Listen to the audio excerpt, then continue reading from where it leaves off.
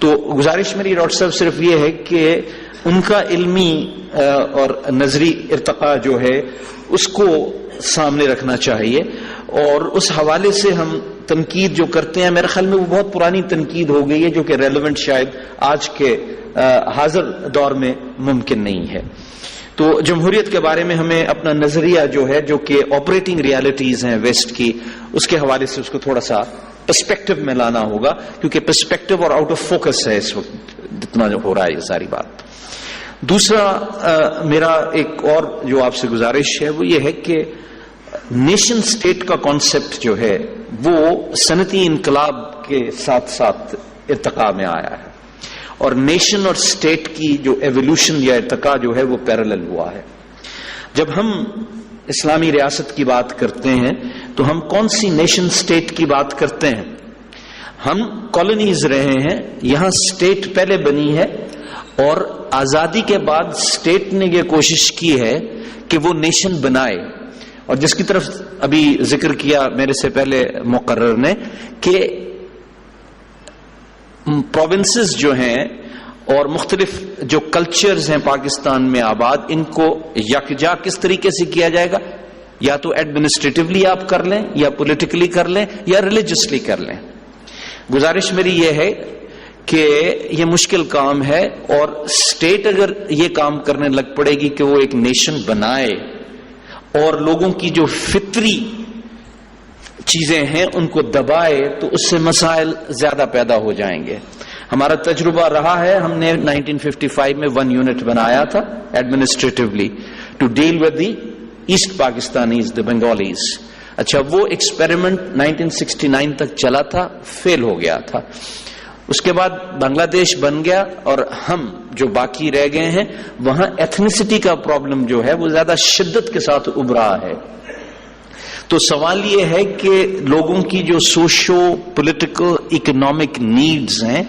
ان کو آپ کسی ایک چیز کے ذریعے امپوز کر کے حل کر سکتے ہیں، یا ایک فطری طریقے سے وہ آزادی دیکھ کے اور وہ انٹریکشن مہیا کر کے جس سے کہ ایک فطری ارتقاء جو ہے وہ ممکن، آف کورس ڈائریکشنز دی جا سکتی ہیں، علمی نظری رہنمائی کی جا سکتی ہے، لیکن یہ تھوڑا سا جو امپوزیشن کا مسئلہ ہے یہ ہمارا تجربہ کو خوشگوار پاکستان میں نہیں رہا ہے۔ اور ڈاکٹر صاحب سے بڑی مؤدبانہ گزارش آخری جو کرنا چاہتا ہوں وہ یہ ہے کہ آپ نے امریکہ کے نظام کو قریب بیان کیا ہے، تو لیکن اس کے ساتھ ساتھ جب آپ نے خلافت راشدہ کی بات کی ہے تو اس کو یونٹری سسٹم کہا ہے، سینٹرل سسٹم کہا ہے، لیکن امریکہ جو ہے اس میں فیڈرل سسٹم ہے آف گورنمنٹ، جہاں کے جیسے انہوں نے خود ہی فرمایا کہ اٹانومی جو ہے اسٹیٹس کی وہ بہت زیادہ ہے، بہت زیادہ ہے۔ انہوں نے مثالیں بھی دی ہیں کہ ٹیکسز کس طرح نیو یارک میں ہیں اور نیو جرسی میں نہیں ہے، مطلب that is the extent of freedom that the states enjoy under the constitution. تو سوال یہ ہے کہ اگر ہم نے اس قسم کا امریکن نظام لانا ہے تو پھر فیڈرل سسٹم تو نہیں ہو سکے گا، یونٹری سسٹم میں ڈیلیگیشن آف اتھارٹی اور پاور جو ہے اس طریقے سے شاید ممکن نہ ہو۔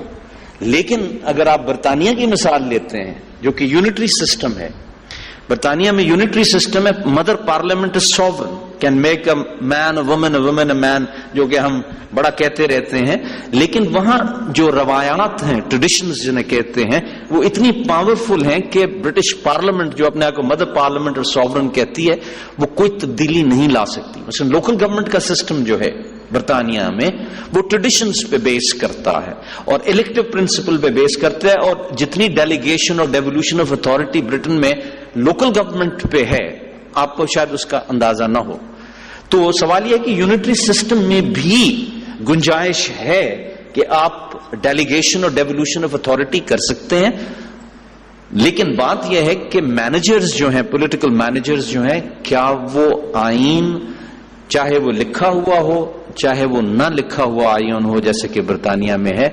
اس پہ عمل کرنے کے لیے تیار ہیں یا نہیں ہیں؟ تو اصل مسئلہ امپلیمنٹیشن کا ہے۔ اور انقلاب کے حوالے سے ایک آخری بات کہہ کے میں بات ختم کرتا ہوں کہ سافٹ ریولوشن اور ہارڈ ریولوشن کی بات ہوئی ہے. میری گزارش یہ ہے کہ جن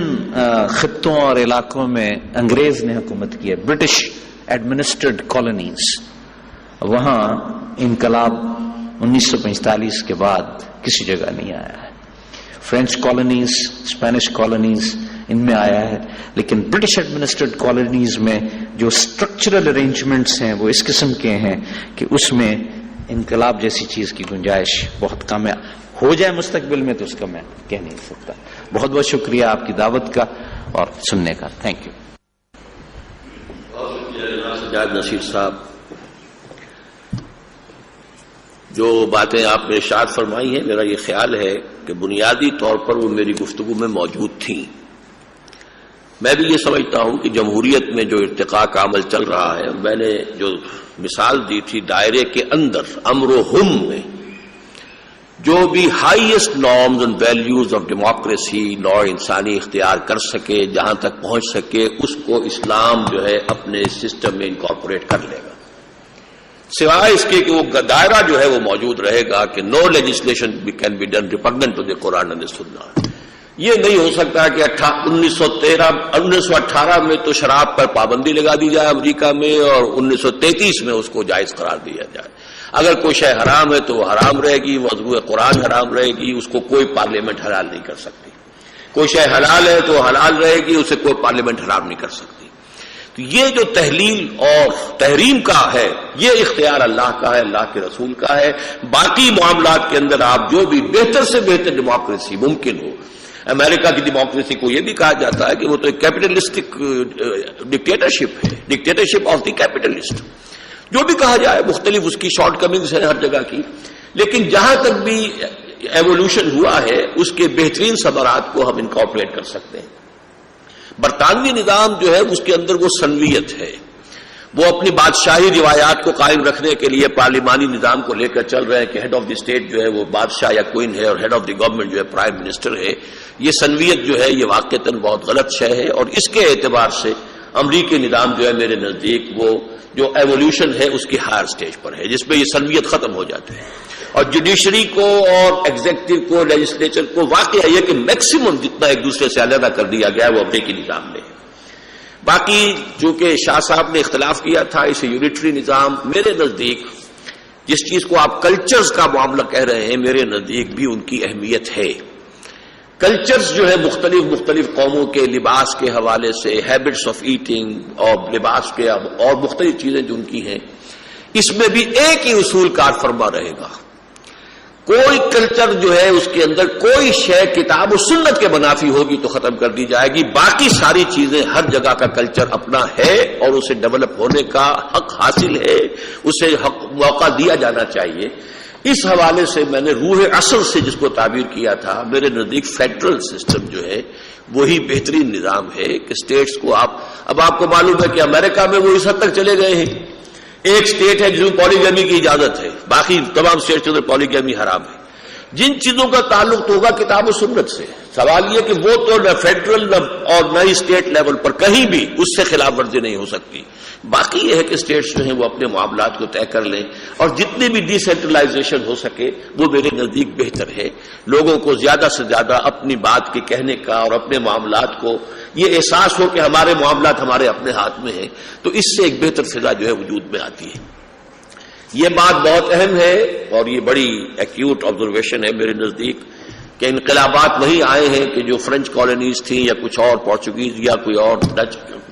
یہ جو برٹش کالونیز میں کوئی انقلاب نہیں آیا. یہ بات جو ہے واقعتاً بہت اہم ہے. اگرچہ ایران اس اعتبار سے کہ کالونی تو نہیں تھا لیکن تھا بہرحال